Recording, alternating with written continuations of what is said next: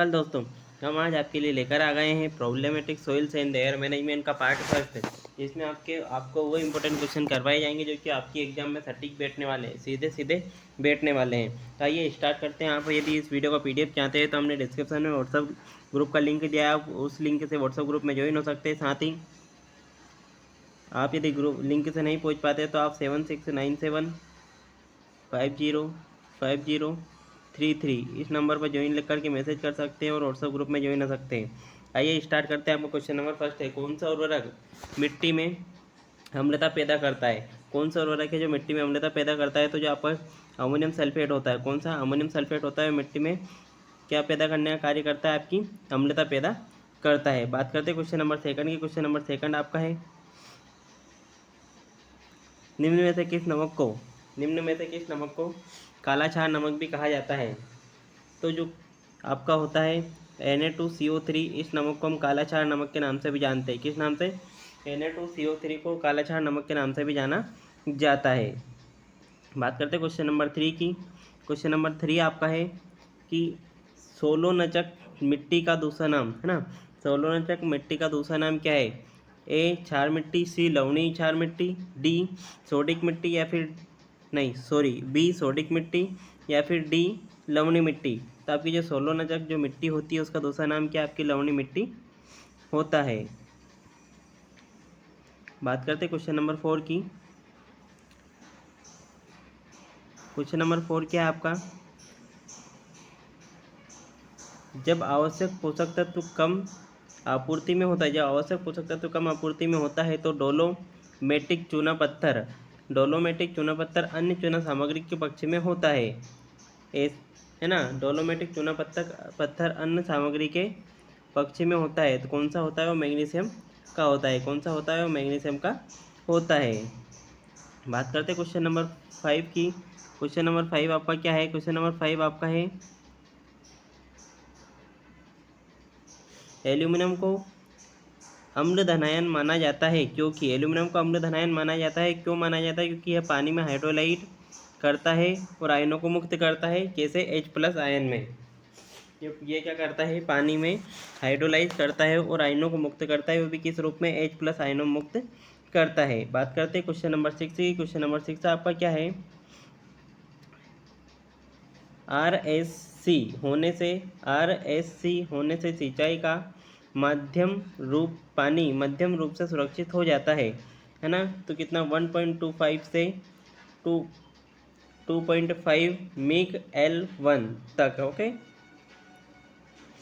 बात करते हैं क्वेश्चन नंबर 7 की। क्वेश्चन नंबर 7 आपका है, किस प्रकार की मिट्टी की अम्लता को मिट्टी के pH द्वारा मापा जाता है? किस प्रकार की मिट्टी की अम्लता को pH द्वारा मापा जाता है? सक्रिय अम्लता को, है ना। किस प्रकार की अम्लता को मिट्टी के pH द्वारा मापा जाता है? सक्रिय अम्लता को मिट्टी के pH द्वारा मापा जाता है। बात करते हैं क्वेश्चन नंबर 8 की।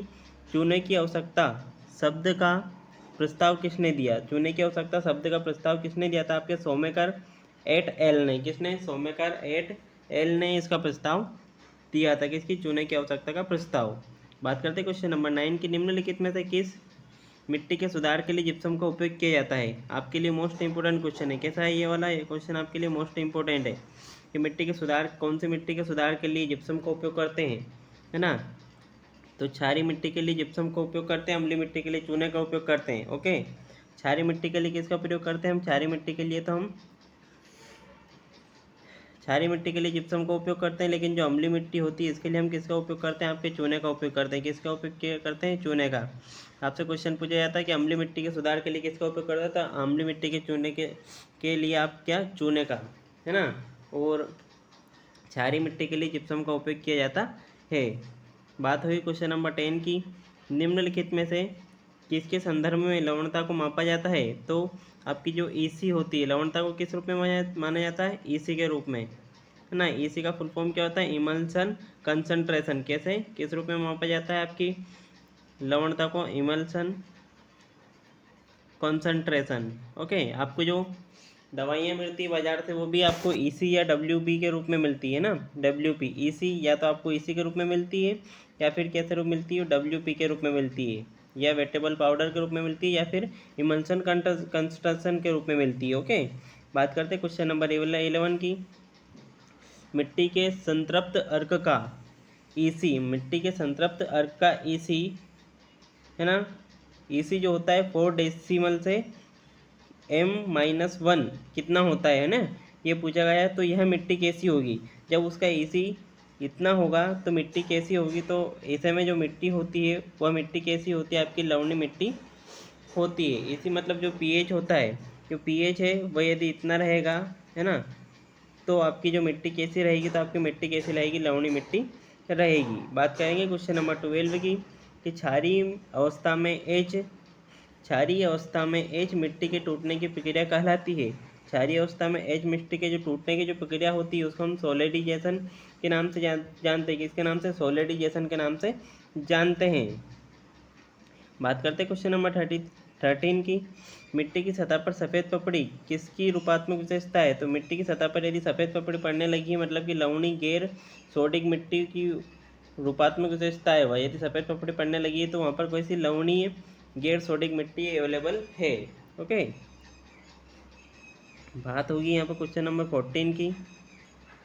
14 क्या बोलता है, 10 से 18 रेंज वाले SAR, 10 से 18 रेंज वाले SAR मतलब सार है ना, में कौन सा वर्ग आता है।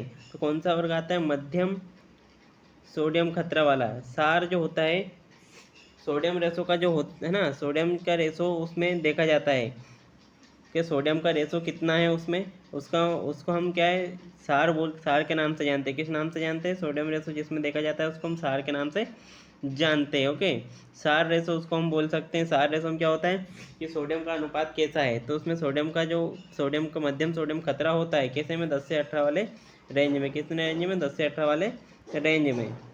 बात हुई क्वेश्चन नंबर 15 की, कौन सी फसल अत्यधिक नमक सहिष्णु है। तो कौन सी फसल अत्यधिक नमक सहिष्णु होती है, तो जो सोयाबीन है वह अत्यधिक नमक सहिष्णु होती है। सोयाबीन कैसी होती है, अत्यधिक नमक सहिष्णु होती है। बात होगी क्वेश्चन नंबर 16 की, उच्च एसिडिटी खतरे के लिए सोडिसिटी मतलब कि सोडियम आयन है ना, सोडिसिटी खतरे के लिए सोडियम सोखना अनुपात सीमा क्या है। उच्च सोडिसिटी खतरे के लिए सोडियम सोखना अनुपात सीमा क्या है। तो अनुपात सीमा क्या होती है, 18 से 26 होती है। किसके लिए, उच्च अनुपात के लिए, उच्च सार अनुपात के लिए हम बात करेंगे। कैसी, उच्च सार अनुपात की यदि हम बात करेंगे तो उसके लिए क्या सीमा होगी आपकी, 18 से 26 होगी। बात करेंगे हम क्वेश्चन नंबर 17 की। क्वेश्चन नंबर 17 है, मिट्टी के कोलाइट पर हाइड्रोजन H+ आयन और एल्यूमिनियम Al3+ आयन के कारण अम्लता विकसित होती है, जिसे कहा जाता है ना, जो अम्लता विकसित होती है उसे किस नाम से जाना जाता है। तो उसे रिजर्व अम्लता के नाम से जाना जाता है। किस नाम से, रिजर्व अम्लता के नाम से जाना जाता है। यह भी आपके लिए मोस्ट IMP क्वेश्चन है। कैसा क्वेश्चन है, मोस्ट IMP क्वेश्चन है कि मिट्टी के कोलाइट पर H+ आयन और एल्यूमिनियम के कौन से Al3+ आयन के कारण जो अम्लता विकसित होती है उसे हम किस नाम से जानते हैं, उस अम्लता को हम रिजर्व अम्लता के नाम से जानते हैं। क्वेश्चन, सफ़ेद क्षार मिट्टी ज़्यादातर में बनती है। जो सफ़ेद क्षार मिट्टी होती है ज़्यादातर जो होता है आपका शुष्क और अर्धशुष्क क्षेत्रों में बनती है। जो सफ़ेद क्षार मिट्टी होती है वो कैसे अधिकतर कहाँ पर बनती है, तो वो आपके शुष्क और अर्धशुष्क क्षेत्रों में बनती है। ओके, क्वेश्चन नंबर हम बात करेंगे 19 की, कि हाइड्रोक्सिल है ना, हाइड्रोक्सिल OH- आयनों के अपेक्षा के सापेक्ष hydrogen H+ ion, hydroxyl OH- ion के सापेक्ष H+ आयन और एल्यूमिनियम Al3+ आयन के प्रभुत्व वाली मिट्टी को क्या कहा जाता है ना। तो इसी मिट्टी को हम किस नाम से जानते हैं, तो अम्लीय मिट्टी के नाम से जानते हैं। किस मिट्टी के नाम से जानते हैं, अम्लीय मिट्टी के नाम से जानते हैं। ओके, बात करेंगे क्वेश्चन नंबर 20 की, बैक्टीरिया वाली मिट्टी में बेहतर कार्य करते हैं। बैक्टीरिया जो होते हैं कैसी मिट्टी में बेहतर कार्य करते हैं, तो मध्य से उच्च pH वाली जो मिट्टी होती है उसमें जो होते हैं बैक्टीरिया बेहतर कार्य करते हैं। बात करेंगे क्वेश्चन नंबर हम 21 की,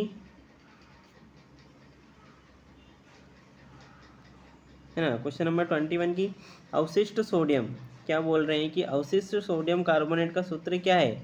अवशिष्ट सोडियम कार्बोनेट का सूत्र क्या है, तो अवशिष्ट सोडियम कार्बोनेट का आपका सूत्र होगा RHC = कोष्टक CO3 minus plus HCO3 minus कोष्टक बंद माइनस कोष्टक Ca2 प्लस Mg2+ कोष्टक बंद। आपका क्या आंसर होगा? ऑप्शन नंबर डी आपका आंसर होगा। नेक्स्ट क्वेश्चन पर बढ़ते हैं। नेक्स्ट क्वेश्चन आपका है अम्लीय सल्फेट वाली मिट्टी जिसमें पीएच हो, अम्लीय सल्फेट वाली मिट्टी जिसमें पीएच कैसा होना चाहिए आपका? 4.0। कैसा? 4.0 होना चाहिए। बात करते हैं एसिड सल्फेट मिट्टी जिसमें ऑक्सीकृत आयरन सल्फाइड होते हैं। एसिड सल्फेट मिट्टी जिसमें ऑक्सीकृत आयरन सल्फाइड होते हैं, कौन सी होती है? तो वास्तविक एसिड सल्फेट वाली मिट्टी। कौन सी? वास्तविक एसिड सल्फेट मिट्टी जो होती है, एसिड सल्फेट मिट्टी होती है जिसमें ऑक्सीकृत सल्फाइड आयन होते हैं। बात करते हैं क्वेश्चन नंबर 24 की। 24 है हाइड्रोजन सल्फाइड किस फसल में अकीओची रोग का, कैंसर रोग का अकीओची रोग का कारण बनता है? हाइड्रोजन सल्फाइड किस फसल में अकीओची रोग का कारण बनता है? तो कौन सी फसल में? आपकी जो चावल की फसल होती है उसमें हाइड्रोजन सल्फाइड अकीओची रोग का कारण बनता है। बात करते हैं क्वेश्चन नंबर 25 की। भूमि क्षमता वर्गों में है। जो भूमि क्षमता होती है कितने वर्गों में विभाजित है? तो आपकी आठ श्रेणियों में विभाजित की गई है। किसे? भूमि क्षमता को। बात करेंगे क्वेश्चन नंबर 26 की। अम्लीय मिट्टी की विशेषता हो सकती है। जो अम्लीय मिट्टी होती है उसकी विशेषता क्या हो सकती है? तो अम्लीय मिट्टी की विशेषता होती है कि जो पीएच होता है कम होता है। क्षारीय मिट्टी का पीएच जो होता है आपका अधिक होता है। क्षारीय मिट्टी का पीएच कैसा होता है? आपका अधिक होता है। ओके।